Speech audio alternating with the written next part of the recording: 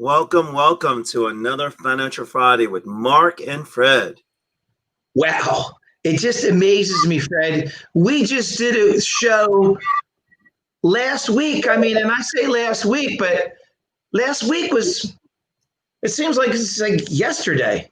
What's going on with the time? And now it's getting darker early. Okay. We wake up, it's dark again.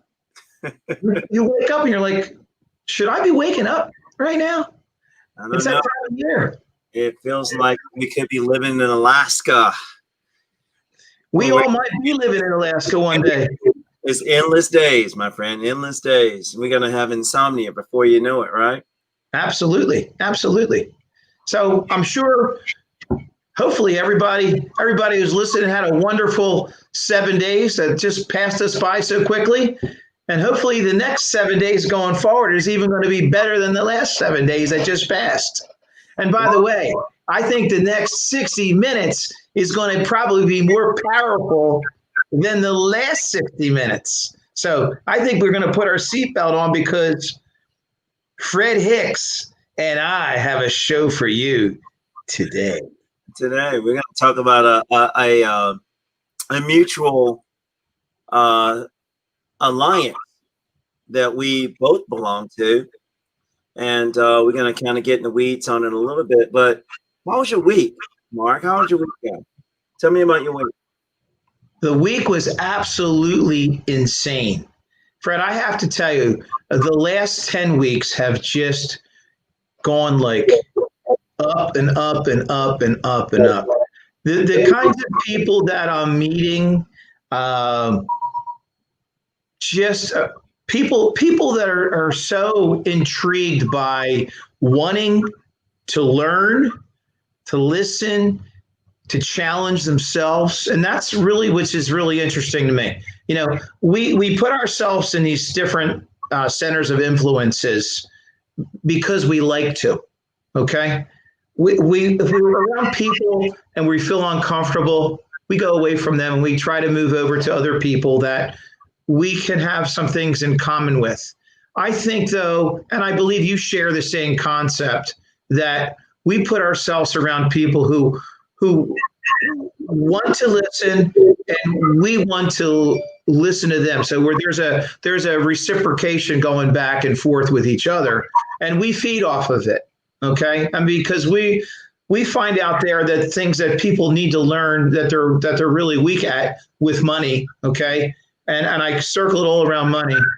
And then we dig into the week on what are they doing that's maybe a little bit different, might be a little bit stronger, unique, that we can adapt ourselves to, challenge ourselves because we all need to challenge ourselves, and maybe differentiate ourselves so we can make our lives better and the people around us that we're influencing much better as well. So, by the way, how was your week, Fred? My week was great. And that's what we're going to talk about today. What made my week great? There's always a reason for the season for my questions, right? So when you're looking at, or I'm looking back at the week, it was a really crazy week. And I got a chance to speak to a lot of B2B. Now, B2B for the listeners is business to business. And I did that by way of an organization called SOFA. What does SOFA stand for, Mark? SOFA stands for Society for Financial Awareness. Oh, my goodness. And we both belong to the same organization, which actually tells you that we are practicing what we preach. When we say that we want to help you with your financial literacy and understand how money works, we're living it by being a part of associations that believe in the same concept, financial literacy. Their goal is to, one household at a time, heighten, enhance, and enrich our knowledge of how money works. So we belong to the same organization. And I'm going to share with you a presentation that I did with a group in Atlanta, Georgia this week. I found that they liked it so very much that I thought it was worthy of sharing with the audience today. Excellent. With no further ado, let's dive right in and let's share our screen. And what we're looking at is future presentations that we're going to bring to you guys. And this is kind of our dashboard for Financial Fridays. And today we're going to talk about, I say again, SOFA, or Financial Awareness in the East Coast chapter. Nice. So, if you recognize that cityscape, that is Raleigh. That is where I live. And maybe we can get a cityscape of Jersey where Marc lives. Okay. Which chapter are you, Marc? Are you the Jersey chapter? I am the South Jersey chapter. The South Jersey chapter. So I wanted to make sure that we plug that and let everyone know that SOFA has chapters throughout the United States that push and promote and inspire financial literacy. So, guys, I failed to share with you in prior presentations to definitely join Marc or I on LinkedIn. Marc, as you see, his name is spelled correctly right on the screen. Please just simply search for him. Unfortunately, I don't have a screen for him today, but this is my LinkedIn page, and I would love for you guys to reach out and connect with me. Love to hear from all of you. Also, if you guys want to learn a little bit more about SOFA, we want to offer you the ability to download the app, and it contains all the information that we're going to be talking about today. So as you see here, just simply text the word SOFA to the number 36260, and it will prompt you to install it. Registration is very easy. You'll come to this screen right here, and all you simply do is put in your information and email address so we can communicate with you at a higher level with your questions. And then voila, you're going to be able to get to accept. And then voila, excuse me, I'm a little ahead of myself. And you will have access to this app that you see here. Okay. So now that I've done my shameless plug of SOFA, okay, Marc, let's get down into the presentation. So in particularly what I have done with SOFA, and I'm going to kind of speak about what I've done with SOFA, if you don't mind, Marc. Not at all. I've created a 10-part series called The Virtual Advisor, and it's getting financially fit is the sole focus, and always saving enough money towards retirement is kind of our focus in this particular getting financially fit conversation. So for our viewers out here, I want you to ask yourself this simple question here. When it comes to your money, what is the one thing you care most about? Marc, what is the most important thing you care about money? Well, I'm a little bit different, but I think the most common entity that most people have is, am I going to have enough money to last me my retirement years? Okay. Have I done things to sustain and live in a lifestyle that I'm comfortable living in right now? And will I have to make a lot of changes to that if I want to keep that financial pot stable and giving me an income stream so it'll last as long as I do? And I need to make sure I'm understanding exactly, what are all my choices out there? I mean, because there's lots of choices, okay? But the one thing that we need to realize that our choices need to change as we get older, because when we're younger, we're aggressive, we're taking more chances and things in life. But as we get older, we have to sit back. We can't be thinking the same way we thought when we were 35 and 40 years old. We're approaching the years of the, there's three types of years. There's the go-go, there's the slow go, and there's the no-go years. We all know about those years, right, Fred? Oh, yes, absolutely. Absolutely, we do. If you were to ask me what I look at it, what's the most important thing to me is two words: financial independence. Totally. Financial independence. When it comes to financial independence, it actually encompasses everything my co-host just said. Because essentially, you want to be able to live the way you want or live the way you currently do today and be able to do the things you want to do without having to return back to work and worrying about inflation or standard of living, putting you in a position where you to use towards your big picture. And that's how I would describe it. So, again, when it comes to finance, ladies and gentlemen, we believe it to be very simple, as easy as 1, 2, 3. So if you don't believe it, let's go right back to our personal economic model and let's engage each other in a discussion of how money works. I'll say it again that income is what we're all focused on. Cash flow should be your focus. And in future presentations, we're going to talk about when bad things happen to good people, how income and cash flow or reoccurring cash flow, how we can bridge that gap between when bad things happen to good people.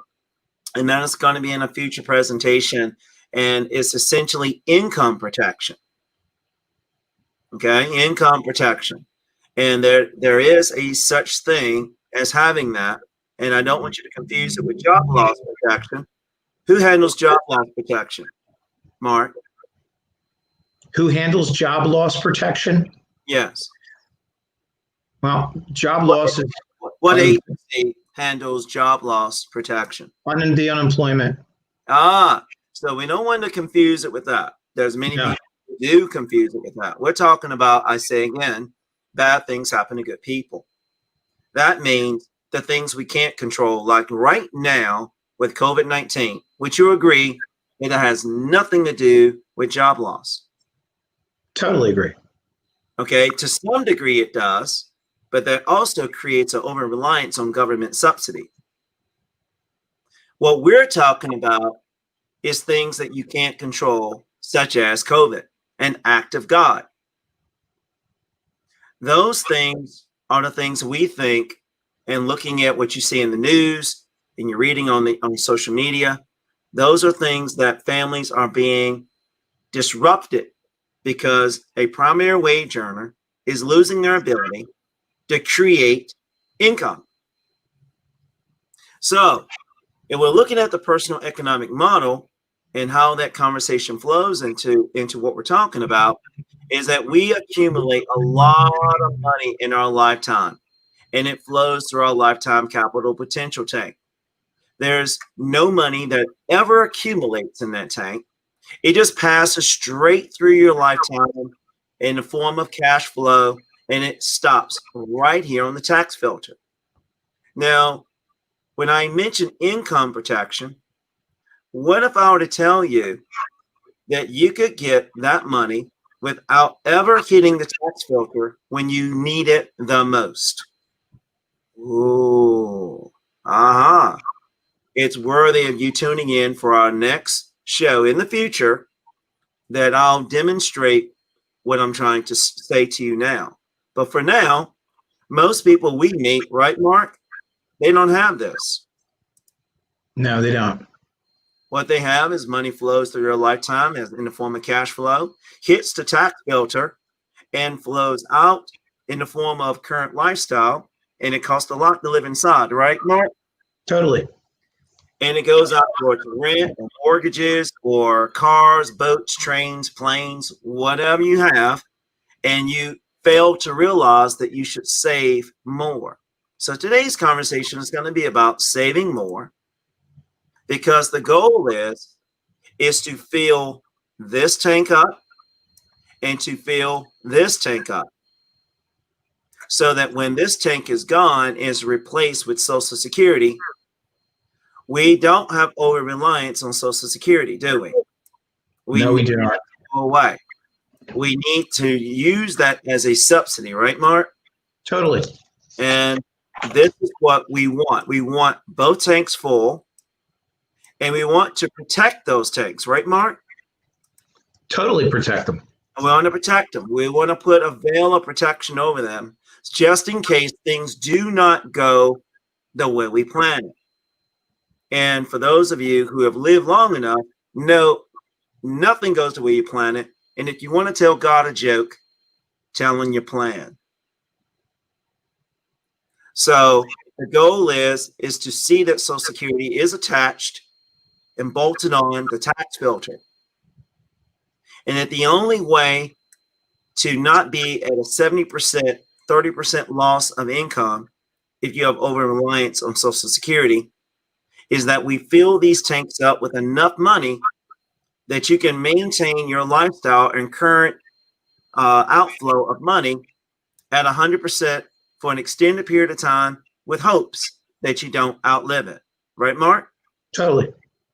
So we had a tax discussion before, but I'm going to really drill down on taxes today because if taxes in the future, when you withdraw the money, is more towards this way, you lose. But in the future, if it's more towards this way, you win. So when you're taking withdrawals of that money in this tank, is slowly but surely, by way of RMDs, also known as required minimum distributions, eventually and inevitably empty that tank. You're not going to have over reliance on Social Security by means of what? The savings tank, which is safe. It's enough money in it, and it will never fail you because it continues to compound just like the investments tank. But the money potentially could come out tax-free. And we'll discuss that in future presentations. And what would that look like in the form of what we call private reserve with all these savings vehicles that are available to us. And I'm going to demonstrate that here in just a moment. But now we're going to talk about the dreaded taxes. You got to keep your eye on your partner, don't you, Mark? Totally. Pay what's due unto Caesar, correct? This one hides a lot. Well, those eyes are looking at you, Mark. They're looking right at me. Scary. Can't hide. You can't hide. Don't try to hide. They'll come and get you. Keep your eye on your partner like your partner keeps an eye on you. That's it. So, guys, to have a little fun with it, because I like injecting a little bit of humor and fun into these financial discussions because many of us despise this topic. But again, finance is easy as 1, 2, 3, guys. So we've lived in historically low tax rates for over a decade now. I mean, seriously. And we're going to talk about that because I don't think people realize how good we actually have it. Okay? But no matter what political, affiliation or tribe that you belong to, it doesn't really matter. And I'm going to explain to you why. Here's the top tax brackets for the United States from 1913 all the way to 2019. And if you guys remember from last week, I believe I talked about this just a tad bit. I didn't really put a lot of emphasis on it, but I talked about qualified plans. And if you have an account balance in a qualified plan of $100,000, when you withdraw that money, if you chose to withdraw it, in later in life and not early withdrawal before 59 and a half, and you were in a tax, bracket of what do you think, Mark? Maybe 30% might be okay. Maybe. Okay, let's say it's 30%. Let's think optimistically, because we both know that taxes are going which way, up or down. I would say they're going up, Mark.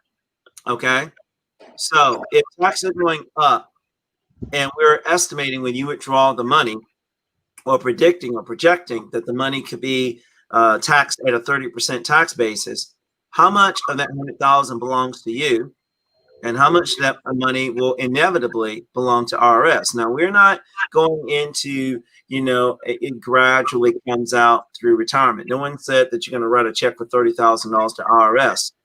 And a lot of things could change based on who's the president at that time and what are your what? Deductions, right, Mark? What are your write-offs that you can take to offset your taxes, correct? So, with that being said, would you like to be able to have more of that money available to you? Is a discussion that I'd like to have with each and every one of you, and Mark would like to have it as well with you as well. So, I want to demonstrate to you one other point.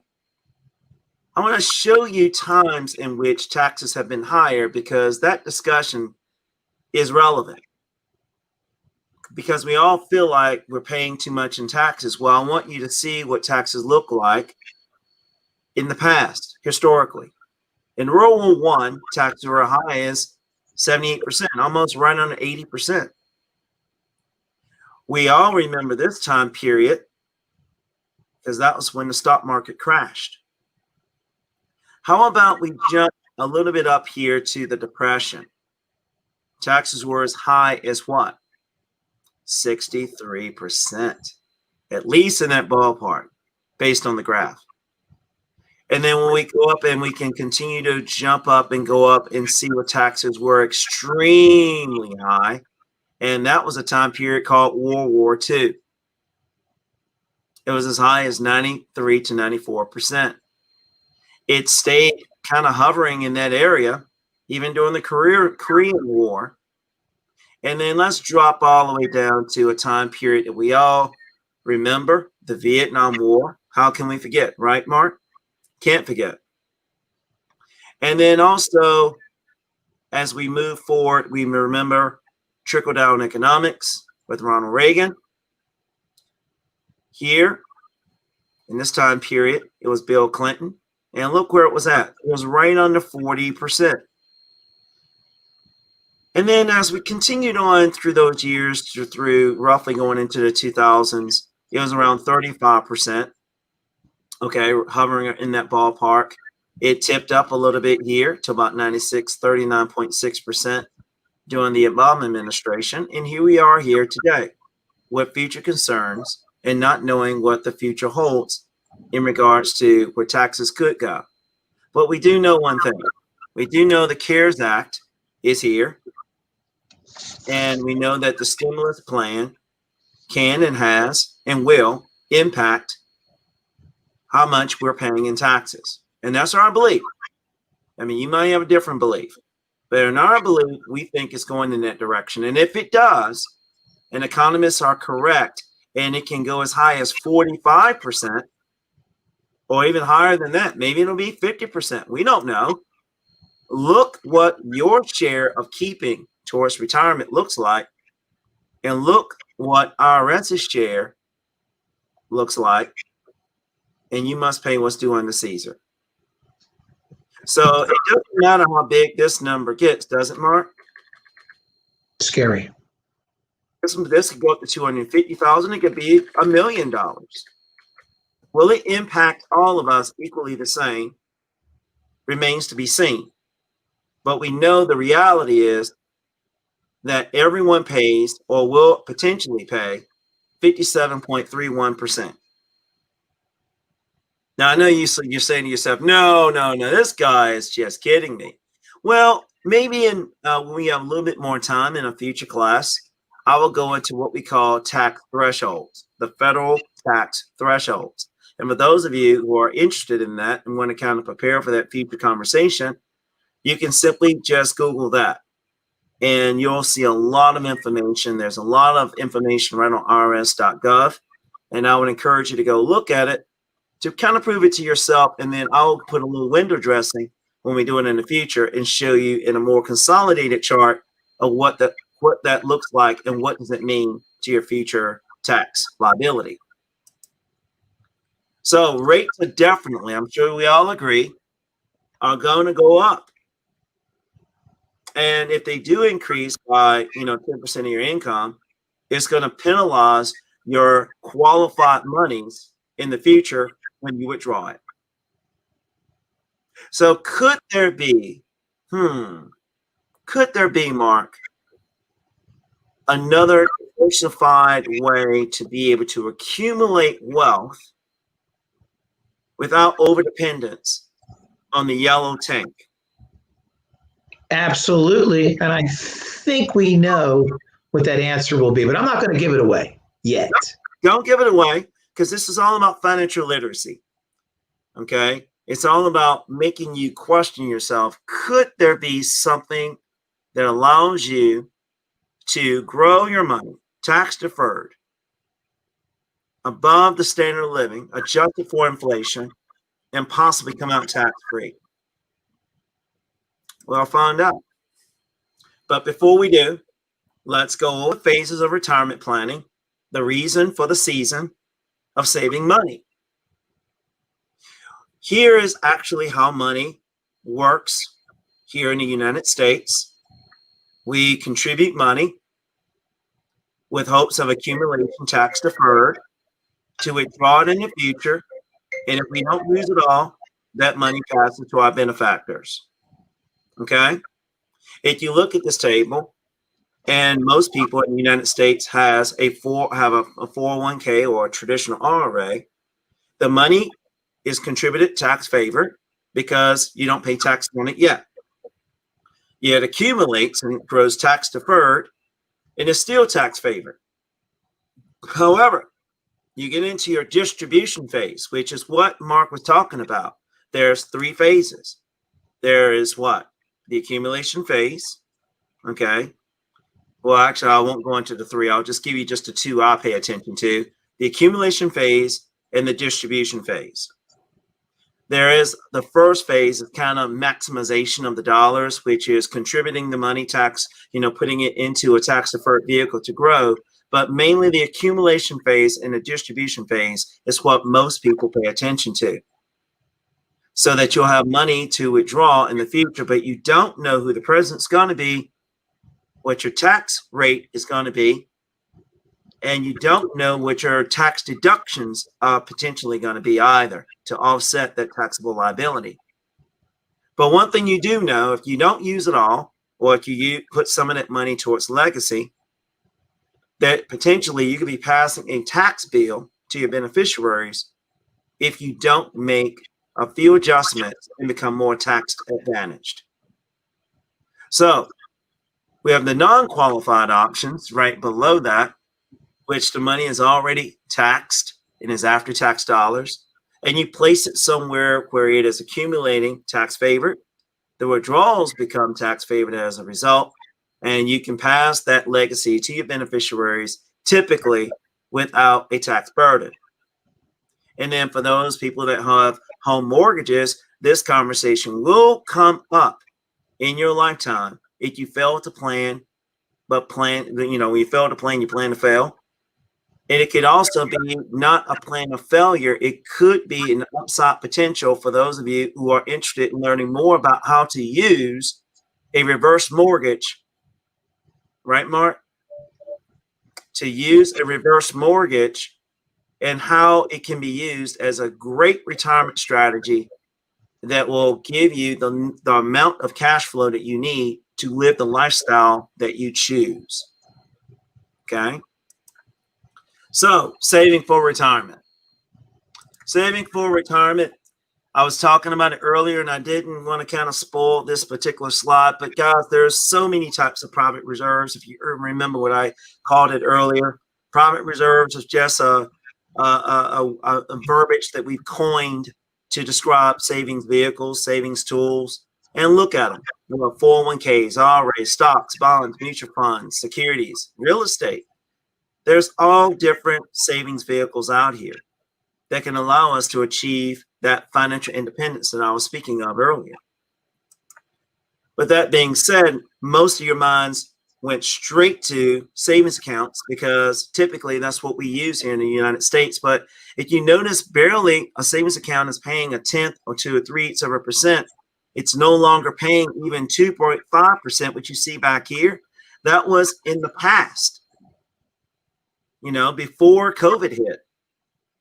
That Barclays Bank on an online savings account would pay as high as 2.5%. But essentially, guys, you still have to pay taxes on that annually. You get a 1099 for leaving your money in the bank, and you've got to do what? Pay tax on the earnings, correct, Mark? Yes, you do. But the only problem is that when you have a low interest rate, even at 2%, the rate always is subject to change. And it's not enough to be able to get you where you want to go. So it's kind of like that's the fund that you just kind of put money in to, kind of set it and forget it. You might set your online banking to basically, throw, snippets of, of money that comes in your checking account into it. Maybe you set your online banking to $100 out of every pay period goes into your savings account. So you're at least saving. But it realistically, by the time you look at it at the end of the year, and if your tax basis is higher, how much of that money really grew for you? Not very much, did it? So it's not quite the private reserve we're looking for. What if we could have a discussion with you that aligns you with a private reserve that could pay a higher interest, maybe 5 to 6%? And that regardless if you use the money when you have an emergency, that money continues to grow uninterrupted and is available for you to use throughout your lifetime. Interesting discussion, isn't it, Mark? Totally. Love it. And in my world, and I'm sure that Mark comes right alongside of me with it because he's kind of my ride or die guy, right? He Absolutely. believes that if we had benefits and we wanted to look at a private reserve that functions at a higher level, we would want it to have tax deferred growth and come out tax free as a result. And he would want it wouldn't be tied to an employer sponsor plan, would it, Mark? Could be tied to a qualified plan, because a qualified plan, the money cannot come out tax free. Right. It grows tax deferred and it compounds. But eventually, when you retire, you're no longer contributing to that plan. What if you could continue to contribute to that plan and it still grow tax deferred and comes out tax free? My goodness. Let's look here that I said earlier. What if you could earn 5 to 6% steady Eddie compounding interest, and that typically you can't put any more than 19.5 at least until you up to age 50 into currently with our current limits. You can't put any more than $19,500 in any qualified plan in an annual period. So what if you could contribute more to something that could grow tax deferred growth, come out tax free, has a competitive interest rate of 5 to 6%, and there was no high watermark on how much you could put in it? Interesting. Now, for those of you who are listening are self-employed, there's a potential for deductible contributions. But since we're talking in general, we're going to skip that particular benefit, and we're going to talk about collateral opportunities. What if you, just like your mortgage, you collateralize your mortgage in order to finance the right to own a home? What if you could collateralize that money, use it at any given time, and may or may not decide to pay it back? Which takes us into a point that means that money would have to be safe, and that you'll have to have a contract that says that it will never go away, no loss provisions. It will continue to perform just the way you expect it to perform, just like you would expect a 30-year mortgage to stay the same until you make the 360th payment and then have a deed burning party. You would agree that a mortgage performs exactly what it says, and that's a contract. What if you could have a similar contract, but yet instead of paying interest, you're earning interest? Okay. What if you can have a guaranteed loan option, whether if good things happen or bad things happen to good people, such as becoming disabled or requiring long-term care, or anything that could happen that could change your lifestyle as a result from what it is today and what it's going to look like tomorrow? What if The loan payments, should you decide to pay the money back so you can use that money again in the future, what if it was unstructured and interest only? That you paid an interest back, interest only, like a home equity line. If those of you are familiar with it, it's interest only, but it has a balloon in 10 years. But what if you didn't have the balloon? What if you could continue to just pay a smaller amount of interest versus how much interest you're earning? There's still an opportunity, opportunity cost there, but it's not 100%. We minimized it with an unstructured loan payments. That could be beneficial. And we can tell you how that strategy works. But let me tell you the one I like the most: liquidity, use, and control. Both Don and I belong to Circle of Wealth, another organization that believes in financial literacy. And one of the leaderships of the company, or leadership of the company, is, we call him Don Buddy. And Don Buddy always says that you need luck, Fred, when it comes to financial literacy. And in this, in that acronym, LUC is really liquidity, use, and control. That means you can gain access to liquidity without penalty and can control where that money goes for the benefit of growing and creating wealth creation. My goodness. Now you know why it's my favorite. And then there's additional benefits that life requires, such as long-term care, such as critical illness, critical injury. These things happen. And when they do happen, wouldn't you want to have access to those benefits in some shape, way, or form when bad things happen to good people? So, while many accounts, as you see, have the ability to grow and do other things that other private reserves can't, when you want to know what type of private reserve that is and how you can put that in place for your family, well, I'm going to go into that with you here in just one moment. And here we go. And I want to go into it by talking about strategy. Guys, I told you earlier, your strategy should be tax deferred, uninterrupted compounding growth at a rate that's above the cost of living, adjusted for inflation, and come out tax free. Guys, you can't stick a square peg in a round hole. There's no way to really have liquidity, use, and control of your money if you don't come up with a good diversification plan, because the current plan that you are working in, which is typically most Americans are working in, is saving to the yellow tank. You can save as much as you want, but what if Caesar changes the rules all along the way? What if the market has volatility and it changes the amount of money that you have access to? These are real factors that we have to take in consideration, and you need a diversification plan to help move you forward. And this should be, if not what you're currently doing, the strategy you should implement. You got to fire your partner, right, Mark? You're out of here. So when it comes to this, we got to focus on the process of what that money is going to do for you, the strategy of how it's going to work for you.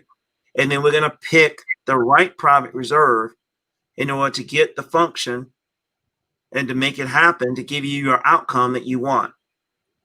So I know if all of you are like, okay, God, tell me what this is. Enough with the suspense. Okay, well, since this is financial literacy, it's not about a product conversation.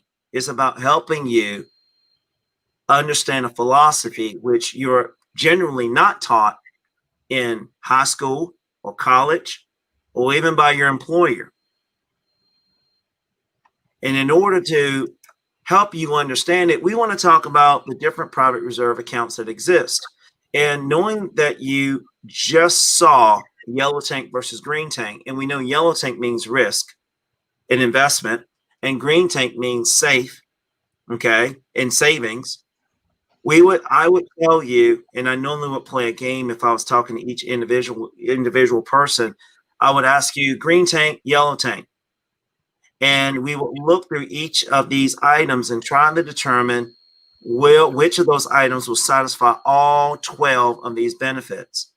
Now, I don't really want to go into it because the game is not really that much fun without having you guys talking and answering the questions. But I will say that, for example, for those of you who have a savings account, this is all it's meeting of those. This is all it's solving in your financial life are these 5 benefits. For those of you who believe in your 401k plan, it's only solving 4 of these benefits. So I can honestly say, if you're looking at this list, there's one that will help us achieve all 12 of these benefits, with the exception of deductible contributions if you're self-employed. I just want you to see that we're not endorsing any particular product or strategy. We're just trying to come alongside of you and make you think that if what you knew or thought was to be true, and if it wasn't, when would you want to know? You will want to know right now. So how much do you need to save? I said this last week, a lot. How much is a lot? Well, more than a little and less than too much. So, guys, this is a little game here to help you see yourself saving more, because that's what most people go to. Well, Fred, I still can't figure out how I can save money. Well, if you have $102,000 annual income and your annual savings that you're putting to the side is about $500 a month, which equals about $6,000 in savings. And let's just agree to disagree for those of you who think the market can pay more. But Mark and I would say on average, it pays about 6%. That the interest on that $6,000 will be about $360. Now, the assumption is if you're not saving, you're spending. So the $96,000 we would assume is going towards lifestyle. But what if we could just show you a way that we can use that $96,000 a little bit more efficiently by simply saving? We're going to start by saying by reducing the expenses, by reducing your lifestyle just by 1%, we potentially could save $960. And for those of you who are fighting to get a higher rate of return in your qualified plan, what if we could show you how you could arrive at a return equivalent to $6,000 of 16%? Now, here we all are fighting to get 16% by investing and getting rate of return, when we could simply attain that growth by means of saving just 1%. Shall I prove it to you? 16% of $6,000 is $960. Math is a strange creature. It doesn't lie. Numbers don't lie. So what if we increased it by 5%? I mean, that's equivalent to a rate of return on that $6,000 of 80%, simply by saving. If percentages are not your fancy, what if we just took $1,000 and did the same scenario? Look what happens, guys. It's 16.67%, nearly 17%. If we save $2,000 a month, okay, it's as high as much as 33%. So, guys, what if we could take that same strategy, but use every dollar twice? How much further down the road could you find yourself? And when you want to know what that strategy looks like? Well, some of you have already checked out and said impossible. Well, let me give you the cost of procrastination then. If you continue to procrastinate with that level of thinking and say that let's use that same $102,000, say that's what you have in your account balance, and your annual savings is $5,000, but your investment into return is about 5 instead of 6, and your current age is 42, and you intend to retire, you're dead set on retiring at 65. If you don't make a decision about how you want to save, the account value at 65 will be about $535 if we looked at annual savings of what you see here. But if you wait 10 years $411,000 on what you have, you will have lost $124,000 of potential growth if you procrastinate and don't allow us to show you. Not saying that your way doesn't work, because when we meet you already have a circle of wealth. But what if we could improve upon it, enhance it, and inspire you with diversification of something that will allow you to be tax advantaged and use every dollar twice?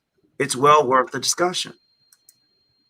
So in closing, I would say, guys, if you cannot answer these 4 toughest financial questions, in which we're going to talk about now, and you've seen it in prior shows, what rate of return would you have to earn on your savings in the yellow tank, on your investment dollars, to live like you do today, adjusted for inflation, and have your money last till life expectancy? If you don't know, Mark and I are here to help you understand how to get that answer to a yes. Second question, how much do you need to save each year to be able to retire at your current standard of living and your money lasts till life expectancy? Well, that's what this was all about today, saving strategy. Chances are, if you didn't agree with what I was saying, that's perfectly fine. That's what we're here to talk about. It's not about agree or disagree. It's about, let's come alongside each other and let's have a conversation and let's see where you're at. And if your goals or if your direction you're going is going to work for you, all we're going to simply say is thumbs up. But if it isn't, it has the potential of not going the way you want, when you want to know now. So many of you, and yesterday when I was talking to the group I was speaking to using the same presentation that you see here, this was their greatest fear. How long will I have to work after this market dip that we've all experienced? If you're 5 years nearing retirement, how many more years would you have to work in order to get back to where you were and above the zero line, and your money last to the end of life? That's the third one, but here's the fourth one. And this is normally the coup de grace. How much money will you need to reduce your standard of living in retirement if you fail to do anything now? You just continue to just say, don't worry, hope is my strategy. Not a good idea. It's an idea, but probably not the best idea. So don't be afraid to talk to a financial advisor like Mark and I. Some financial advisors are going to talk at you. Mark and I focus and target our efforts to talk with you. And with that being said, take 15 minutes. Reach out to us. LinkedIn, I just gave you mine. Mark is Marc Katona. Put him right in the search line. And you can find him and learn more about us before you speak to us. And that way you feel comfortable in understanding what our philosophy is. If it comes alongside and matches what you want and what you desire and how you see a financial advisor helping you reach and attain wealth creation instead of spending money or just saving money, you want to be a wealth creator, allow us the opportunity to work with you for 15 minutes. And I guarantee you, the 4 toughest questions you just saw there, we will give you a clear and straight and direct answer that will lead you down the road of wealth creation and improve your lifestyle and arrive at financial independence sooner than later. So, Mark, how do you feel about that today? Wonderful. Totally wonderful. Well, very, very well delivered. But it's really important that for those out there that are listening to this show, you have to take the initiative. If you don't, I mean, the biggest killer in any of this, and Fred just shows you, it's procrastination. I mean, he showed you a sample of waiting 10 years. I mean, that was a big difference. It was $124,000 in change, just waiting 10 years. Okay. So, the younger you are, time is the eighth wonder of the world with compounding interest. Okay. If we have, I should say just the opposite. Compounding interest and time work hand in hand together. So if we have time, we need less money, okay, to put our emphasis on our future. The longer we wait, the more money that we're going to need to impact our financial future going forward. So I say this, and I'll say it again, as Fred just said it. Check us out, okay? Go to LinkedIn. If LinkedIn is your channel of choice out there for social media, it does tell everybody a lot about the individuals. Comment, get a hold of us. We are there to help enhance and improve your lifestyle, your family's lifestyle, the legacies that you're going to be leaving behind.